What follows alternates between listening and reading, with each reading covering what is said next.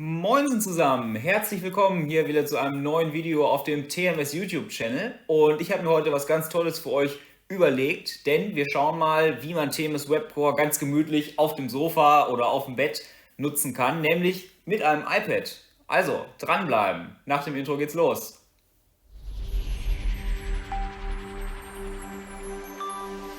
Ja, wie gesagt, also heute soll es einmal darum gehen, dass man TMS Webcore ganz einfach auch auf dem iPad nutzen kann und dann natürlich vom Sofa aus, sag ich mal, arbeiten kann. Ja, wie mache ich das? Habe ich ja schon gesagt, ich habe hier ein iPad stehen.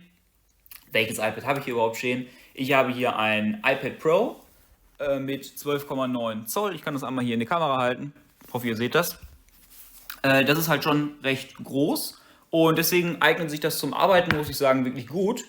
Die MacBooks zum Beispiel gibt es ja auch mit 13 Zoll. Das ist dann halt schon die Größe davon. Deswegen kann man darauf, wie gesagt, sehr gut arbeiten. Und zusätzlich habe ich hier noch, das halte ich auch mal in die Kamera, das Magic Keyboard. Das ist hier ein Keyboard, eine Tastatur für das iPad, sodass ich halt eine Tastatur und auch ein Trackpad habe. Das heißt, ich brauche einfach nur das iPad und das Magic Keyboard mitnehmen und kann im Prinzip direkt loslegen. Gut, also wie mache ich das? Ich habe hier mal einen Remote Desktop Client installiert und den nutze ich jetzt um eine virtuelle Maschine, die habe ich auf meinem Rechner gestartet, um die zu steuern von dem iPad aus. Gut, also starte ich den Remote Desktop Client mal und ich habe das mir hier schon hinterlegt. Leons virtuelle Maschine und wenn ich da einfach draufklicke, dann werde ich damit verbunden und ich kann hier ganz normal meine virtuelle Maschine steuern.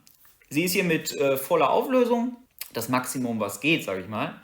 Und ich habe hier, wie gesagt, mein Trackpad, kann das steuern, habe eine Tastatur und würde jetzt einfach mal loslegen. Das heißt, wir gehen mal in unser Code und können da einfach mal eine neue Web-Anwendung erstellen.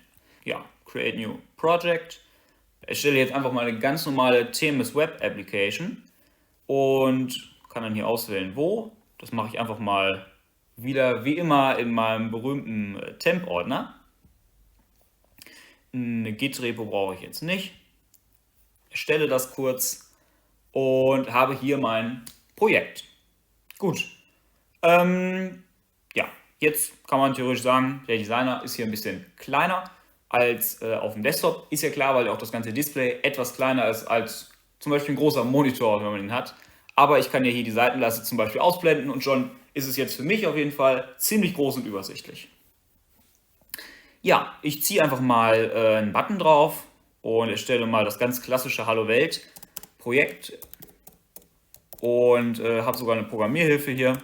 Ich sage einfach mal Hallo iPad, speichere das Ganze und ich habe hier keinen Chrome installiert, sondern ich nutze den ganz normalen MS Edge.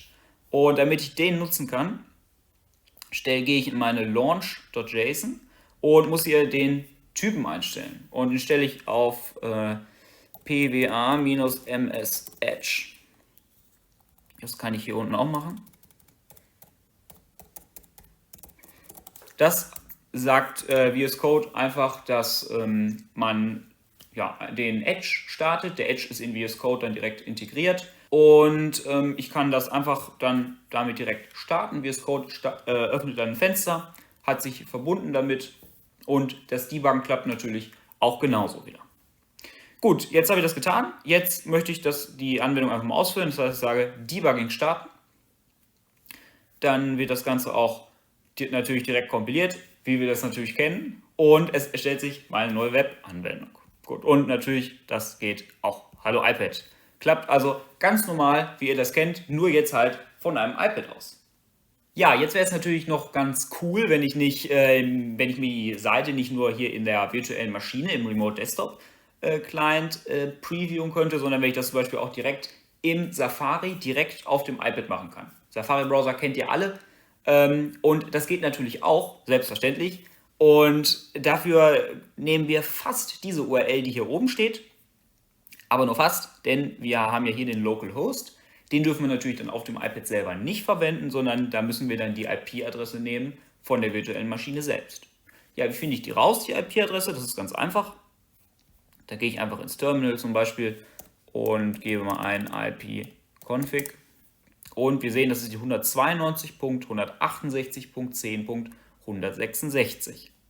Die Zahl merken wir uns und dann können wir nämlich diese URL nehmen und einmal kopieren. Das habe ich jetzt gemacht. Die Tastenkombinationen funktionieren auf dem Magic Keyboard genauso, deswegen habe ich jetzt zum Beispiel Ctrl+C und starte einfach mal den Safari-Browser und setze die URL hier erstmal ein. Und ja, muss jetzt noch die IP-Adresse verändern, da setze ich jetzt die ein, die habe ich mir gemerkt, die 192.168.10.166, drücke Enter und da ist unser Webprojekt. Ganz normal, wie das aussehen soll.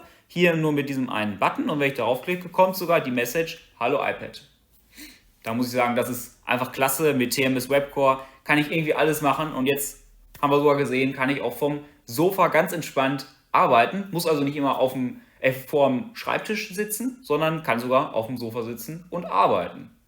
Ja, da würde ich sagen, in diesem Sinne wünsche ich euch noch ein wunderbares Weihnachtsfest, wunderschöne Weihnachten und einen guten Rutsch ins neue Jahr. Und würde sagen, wir sehen uns im nächsten Video. Macht's gut. Ciao, ciao.